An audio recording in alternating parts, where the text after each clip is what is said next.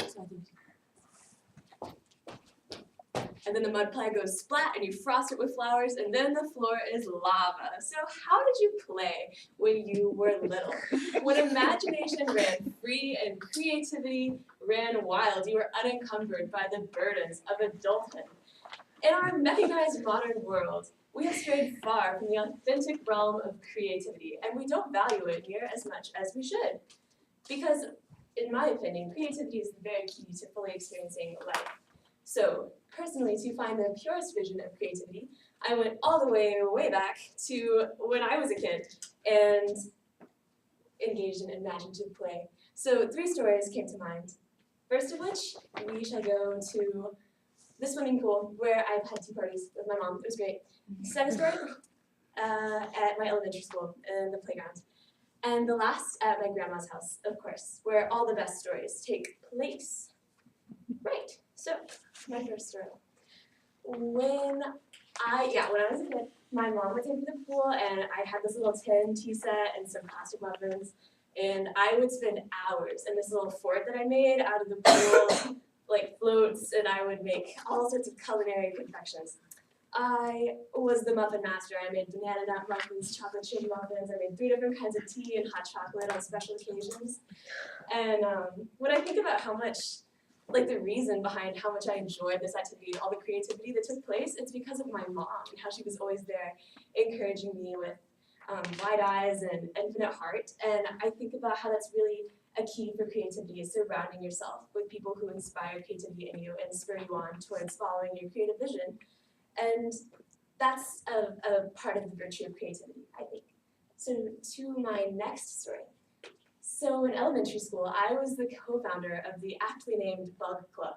So every day during recess, we would go around and we'd pick up bits of discarded garbage that we would find like around, and then we would proceed to build little houses and like amusement parks and schools and stuff. And then we'd catch roly-polies and ladybugs, and they became neighbors.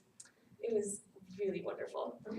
And what I learned from that is that creativity really empowers you to make the most out of the circumstances around you. Like that lets you spend a lot more positive spin on things because you can create whatever you want to out of what's around you. And I mean, you get to decide whether it's an empty chimp bag or like an amphitheater. So that's great. So, right, Bug Club. And out of the unwanted dregs of discarded garbage, we built a metropolis. So creativity really empowers you to make the most. So my last story. Every so often when I was a kid, the stars would align and my favorite cousins from Waco would come to visit. And we spend lots of time hiking, I was in the forest. But what was most fun, we did lots of exciting things, but what I remember most is that my favorite cousin Julia and I would spend time painting benches. So my grandma would get this coffee can full of water and this bunch of paintbrush, and we would spend hours painting benches, but not with paint, like would make sense, but with water. So we'd paint them, then they'd dry, then we'd paint them again because it was so exciting. We were just enraptured. And it was a simpler time, definitely. But if you think about it, there's really no point to painting benches, you know? But I think that's really the beauty in creativity is that it sort of changes what your definition of success is. You know, we get so goal-oriented so often, and we focus so much on winning and not experiencing. And I think creativity is the best way to fully experience life. And really creativity is the medium through which we paint the world around us, you know? And we do make a difference, and creativity, yeah, the best. Okay. So, in conclusion, the 3 key components of creativity would be surrounding yourself with people who inspire you and encourage you, because everyone has their own creative voice, but few people have the courage to find it if they aren't surrounded by people who will call it out in them. And I think about the people in my life who really supported me and encouraged me. So the second point that's important to take away is that creativity is relevant today. I feel like so often it's overlooked or thought of as naive or unimportant, but especially when we're equipped in adulthood, I feel like creativity is almost more important than it was in days where we were doing imaginative play because it has so much more power when you can employ it in your daily life and change your perspective and your frame of reference. And lastly, it can help us have a much more, creativity can help us have a much more productive,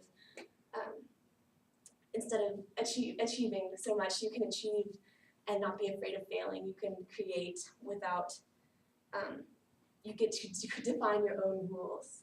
And that's the beauty of it, I think.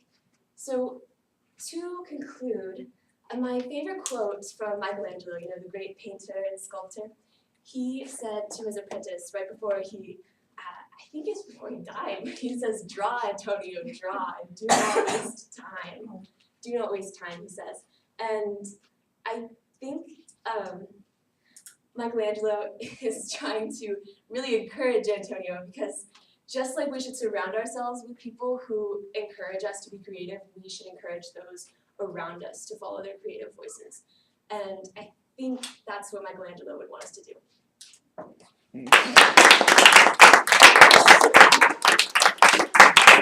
All righty.